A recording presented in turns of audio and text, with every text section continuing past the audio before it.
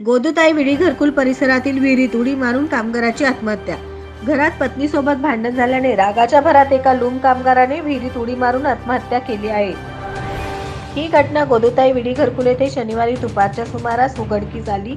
राजू यादगिरी संभारम, वय 45, राहणार स्वामी समर्थ विडी घरकुल कुंभारी, दक्षिण सोलापूर असे मृताचे नाव आहे. तो एका टॉवेल कारखान्यामध्ये लूम कामगार होता.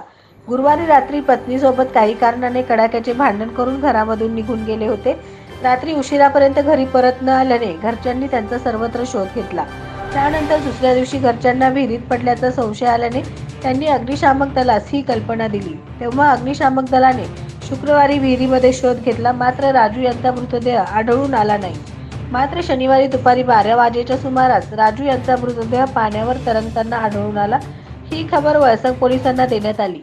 अग्निशामक दलाच्या जवानांनी मृतदेह पाण्याबाहेर काढला.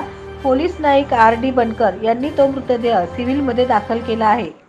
SB न्यूज चॅनलला लाईक करा, शेअर करा, सबस्क्राईब करा.